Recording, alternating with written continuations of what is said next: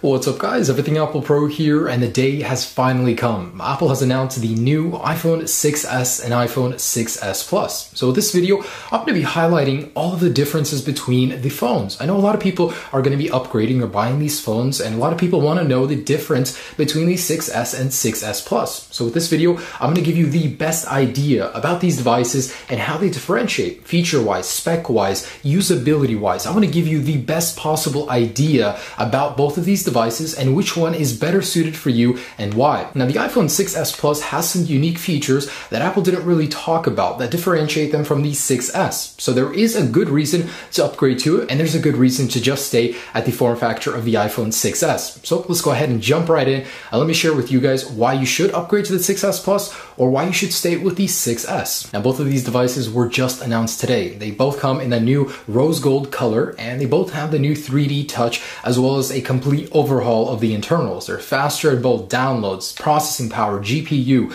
I mean, these things really are the future, and they blow the iPhone 6 out of the water. Now, deciding between these can be a little bit difficult, and I understand that because not only is the display larger, there's some other factors too to consider between choosing one or the other of these devices. So let's talk about display first. Apple did change up the actual material of the glass. It's now made with a dual ion exchange process, which makes it twice as durable as the ion strengthened glass on the iPhone 6. So what this means is both of these devices will do good in drop tests. Whether or not the 6s Plus with its larger display will be more susceptible to damage, I don't know. We're going to test that in the future, but for now, both do have very durable materials, and that includes the new Aluminium 7000 construction. This new alloy is actually taken straight from the Apple Watch. Both of these will be incredibly durable, so you don't need to worry about the 6s Plus bending more than the 6s like it was the case with the 6 Plus and 6. Both are going to be equally durable, and I will be putting that to the test in my future durability tests once I have the devices. As for screens, of course, the iPhone 6s Plus is going to have the slightly larger one at 5.5 inches, whereas the 6s is just going to have the 4.7 inch display. Now, the resolutions didn't change from the 6 to 6s. However, they are different between these devices. The iPhone 6s has a 1334 by 750 pixel display. That equals 326 pixels per inch, which makes it Retina standard. However, the iPhone 6s Plus takes it up a notch. The resolution is slightly higher as it has a 1920 by 1080p display. That equals out to about 401 pixels per inch. So what this means is it has roughly about a 23% sharper display. Now, the only catch is when you're using third-party applications, not everybody optimizes the applications to match the iPhone 6s or iPhone 6 Plus displays. They're mostly using the resolution of the iPhone 6s or iPhone 6. Now, that's not really all that bad because you can't really tell the difference, but apps do look so much better when they're optimized for the slightly higher resolution display on the 6s Plus. So take that into consideration if you're buying it for the quality of the display. Not all third-party apps are optimized for the 6s Plus. However, the display is sharper when using stock applications. When using the internet, you will notice there is a definite increase in sharpness on the iPhone 6s Plus, especially when you put it really close to your face. You can really start to tell the difference between both of these devices. Now, this isn't really all that important, but the iPhone 6s Plus does have a slightly lower contrast ratio than the iPhone 6s. It's a 1400 to 1 on the 6s and 1300 to 1 on the iPhone 6s Plus. That means darker colors will be more dark on the iPhone 6s, but it will be such a small difference that it's going to be around 7%. You won't even notice the difference, but it will be there. Now, between these devices, in terms of measurements, the iPhone 6s Plus, of course, is going to be the larger phone. It's actually a lot bigger. And not a lot of people know this, but the iPhone 6s and 6s Plus actually grew in terms of thickness, and they're taller than the iPhone 6 Plus and 6. However, it's not all that noticeable. They did grow in heft considerably with the Force Touch display. So between these, the iPhone 6s Plus is about just 0.2 millimeters thicker than the iPhone 6, 7.3 millimeters versus 7.1. That's not very noticeable. I mean, when you grab them in your hand, you can't really tell the difference. And besides, the thicker the phone, the slightly more durable it could be. And the iPhone 6s, of course, is considerably lighter than the 6s Plus. So if you lug this thing around a lot, you will notice there's a little bit more heft to the 6s Plus, but that really shouldn't even be a considering factor between these. Just wanted to let you guys know that. Now, as far as usability, let's talk usability because that is a lot. That's a very big deciding factor for me when I choose a phone. Let me tell you about my experience with the 6 Plus. When I first picked it up, when I first went to the Apple Store, tried it out, I was sold. I didn't want to go back to the smaller display. Although it's so much more comfortable to use the iPhone 6s, the 6s Plus, that display and the form factor, it makes it a truly unique device. You can see more on the display. It really is more important for me to have a larger display, but usability suffers. With the iPhone 6 Plus, to use it with one hand is more difficult. You have to train your hand with acrobatics to hold this thing, and to be able to reach in the top of the display is very difficult with the 6s Plus. On the 6s, however, it's very simple. This thing with one-handed operation is a breeze, so if you use your device with one hand a lot, and that's important to you, that's an important considering factor for the iPhone 6s. So it does suffer with the 6s Plus. However, reachability does help, where you double tap on the Touch ID sensor and it brings the screen down. That does help a little bit. However, like I said, if you're going to be using this with one hand a lot, the 6s is clearly the winner. Now, not to mention, the 6s Plus is going to be the more slippery device. It's hard for me to keep a firm grasp on this compared to the 6s. It's definitely a lot easier to wrap your hand around it and hold on to it. So if you don't use your phone with a case, the iPhone 6s would probably be a better choice, because the 6s Plus is very difficult to hold on to. Trust me on that. I've dropped it so much more than my iPhone 6 models. Now, there is another difference in terms of software. The iPhone 6s Plus actually has custom built software for it when you turn it into landscape mode. In settings, for example, on the iPhone 6s Plus, you'll get a custom view just like this, and it's so easy to operate this. I mean, it looks almost like an iPad mini.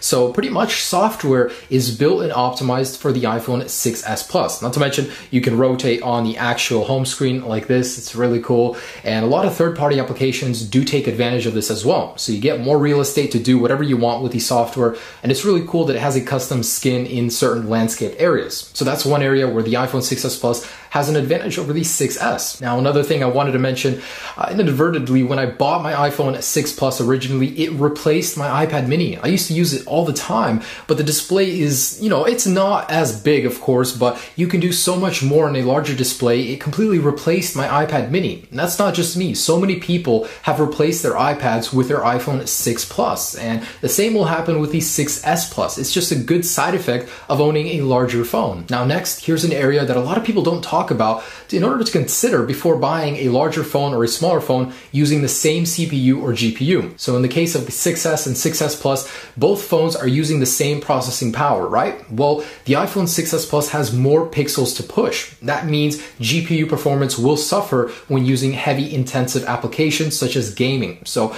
you don't know this, but performance is slightly better on the iPhone 6s using the same GPU and CPU, but running a smaller display size. It really will make a difference. However, it's not as noticeable if you're not using the performance to the max on the GPU and CPU. So real quick to sum it up, basically the 6s Plus has more pixels to push, so GPU performance will suffer as a result. However, it's not as noticeable as you think unless you're doing something really crazy intensive. Now, this is an area where the 6s Plus will always have a clear advantage over the iPhone 6s, and that's with the cameras. So the rear camera on the 6s Plus has optical image stabilization. It basically has a little stabilizer motor inside of here that when you're taking video, taking pictures, you'll get a much more stable picture or video, especially when you're taking video. There really is a difference, and in my reviews I'll be showing you that, but it's definitely a clear advantage. If you're heavy on photography, if you're heavy on video, you'll get so much better quality on both using the 6s Plus. I mean,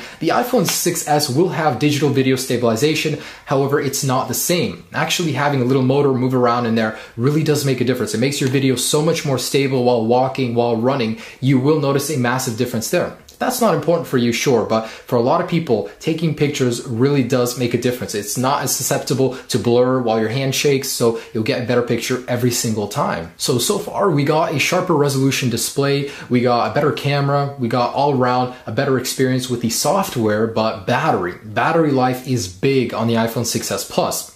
Now, the 6s and 6s Plus didn't really get a jump in battery life. Actually, they stayed exactly the same as the 6 and 6 Plus. However, between the 6s and the 6s Plus, there is a massive difference in battery life. So for a lot of people that use your phone at work all day and you don't usually have access to a battery, the iPhone 6s Plus has a lot better battery life than the iPhone 6s. That translates to about a 30 to 40% increase in battery life. So the actual mAh for these phones, for the iPhone 6s is 1715, for the iPhone 6s Plus is 2750. That's a downgrade from the earlier generation iPhones. However, it's still the same battery life because of the more efficient internals. So in terms of actual specs, you get 10 days of standby on the iPhone 6s, 16 on the iPhone 6s Plus. That right there is a massive difference. Actually, for audio, 80 hours on the 6s Plus, 50 hours on the 6s, and for video, you get 14 hours on the iPhone 6s Plus and 11 on the 6s. And internet on LTE, 12 hours on the 6s Plus,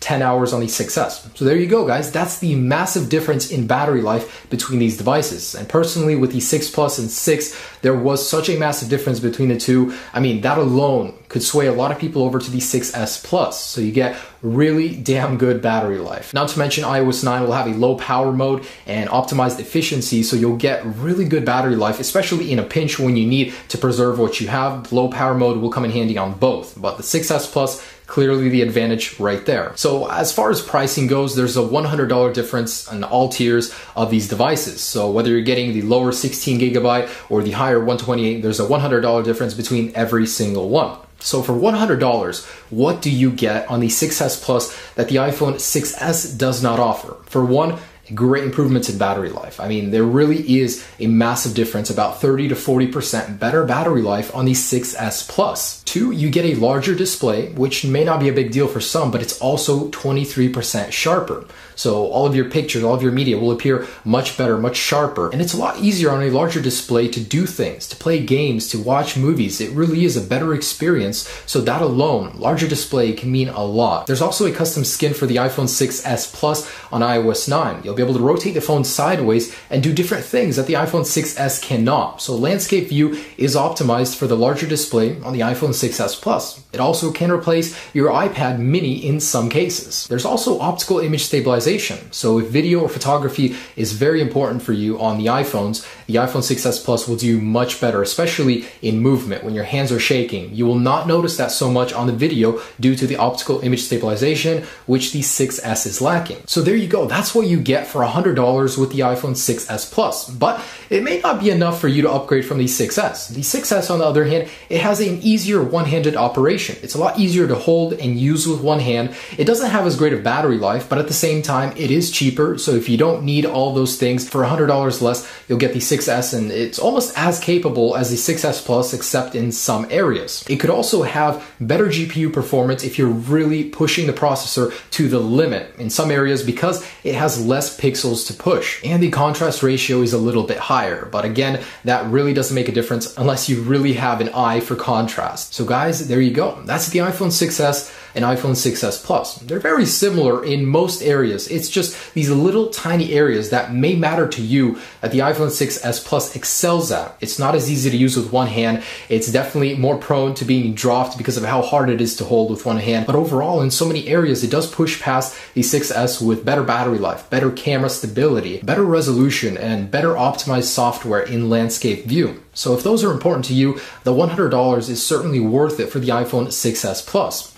Now guys, that's pretty much it. Just wanted to give you guys an idea between these devices. Hopefully with this video, I could give you that idea. And at the end of this, you'll know which device is better suited for you. Overall, both devices will surely be great. However, the 6s Plus is just that much better. Thanks for watching this video, guys. And I'll have full reviews, full comparisons for both devices on my channel very soon. And I do hope you stay tuned for that. Subscribe if you haven't already. Like this video if it did help you. I do really appreciate that. They're not the easiest to make. And I do hope you guys get your hands on a 6s or 6s Plus early. Remember, pre-orders start very soon. So stay tuned for many future videos, guys. Enjoy your choice. Have a great day. Peace.